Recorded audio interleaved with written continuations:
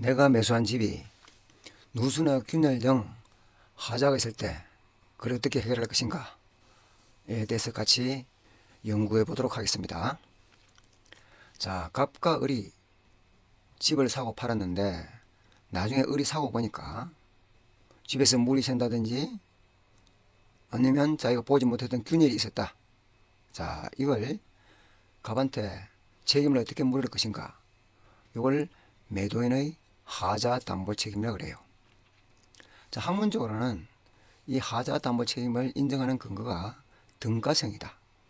매매를 했으면 두 사람이 주는 재산의 가치가 등가 같아야 되는데, 을이 지급하는 매매 대금은 금전이고 물론 계좌 입금을 하는 경우도 있지만, 그때 을이 지급하는 돈은 헌돈이든 새돈이든 물건이 문제가 아니고 가치니까 그때는 헌돈이라고 해서 가치가 낮다 그런 건 없으니까 상관이 없어요.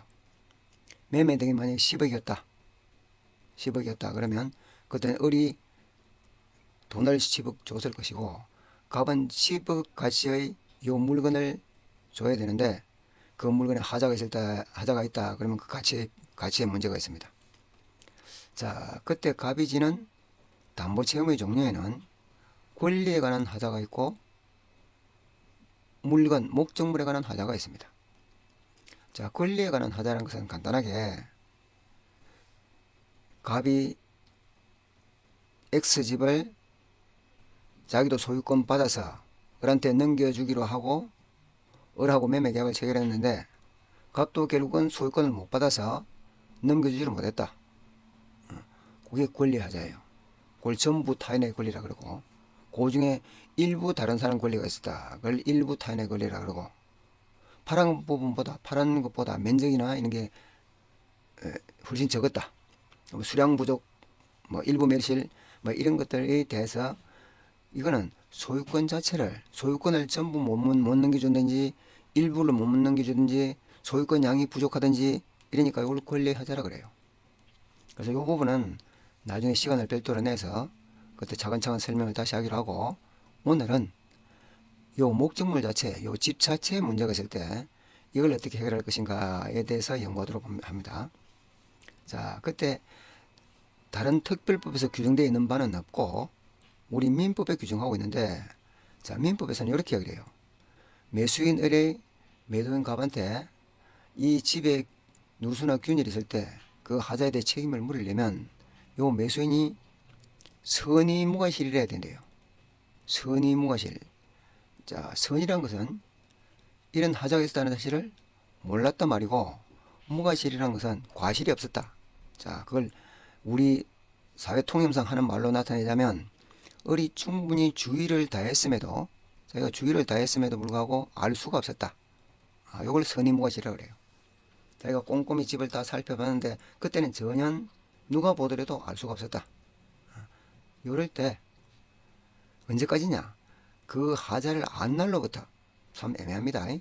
안 날로부터 6월이에요. 6월 내에 을이 할 수 있는 행위는 갑과 한 요 계약 자체를 해제를 하고 또 손해배상을 청구할 수 있다. 이게 법조문이에요. 자, 그럼 이걸 낱낱이 이제 해석을 해봐야 됩니다. 누가 보더라도 누수 자국이 눈에 보여요. 균열도 눈에 보여요. 그런데 을이 대충 그 집을 보는 바람에 을만 못 봤다. 다른 사람은 통상적인 주의만 기울였다면 충분히 볼 수 있었는데 을만 못 봤다. 이럴 때는 책임 못 물어요. 그때는 고쳐달라 소리 못 합니다. 자, 그리고 하자를 안 날로부터, 이 안 날로부터도 상당히 애매해요.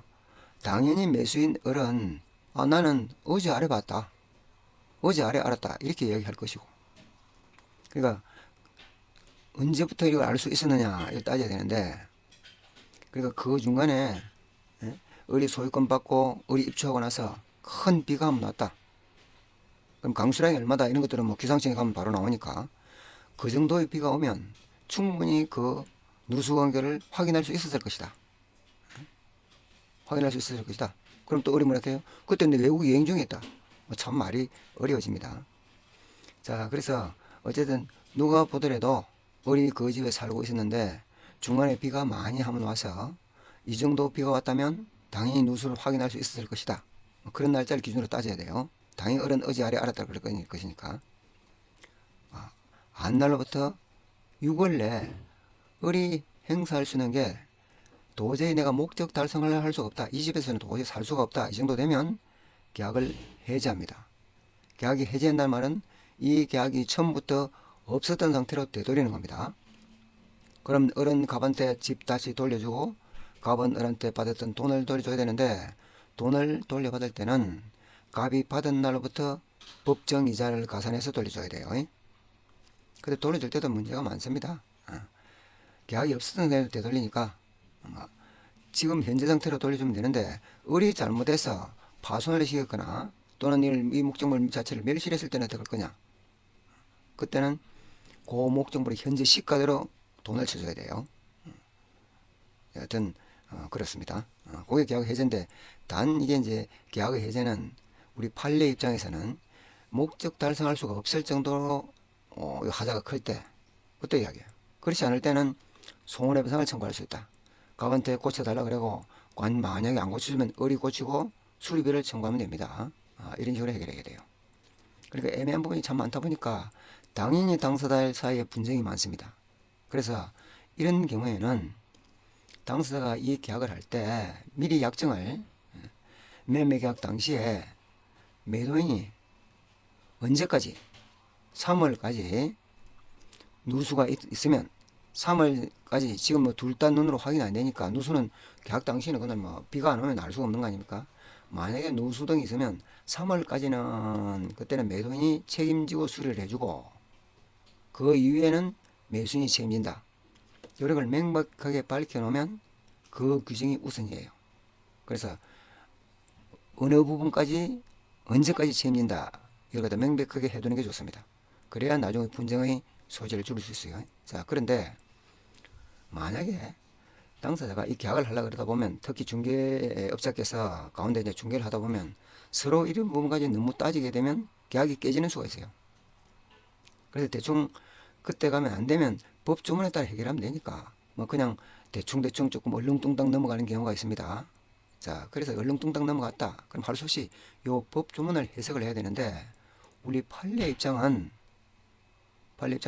요대로만 된다면 당연히 매도인에게 책임을 물을 수 있을 것 같은데 판례 입장은 상당히 매수인에게 인식합니다.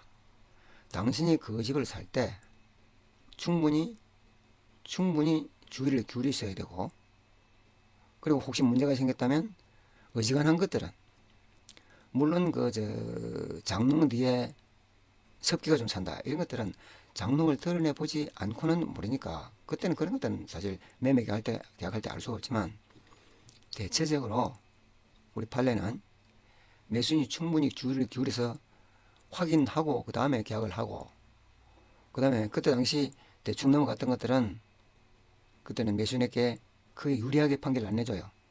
그러니까 매수인은 항상 요 문구를 넣어서 적어도 언제까지는 책임을 물을 수 있도록 해놓는다든지 아니면 적어도 충분히 주의를 기울여서 요 법 조문에서 말하듯이 요걸 나는 다 했다. 그러니까 책임지라. 뭐 할 수 있을 정도로 꼼꼼히 잘 살펴셔야 됩니다.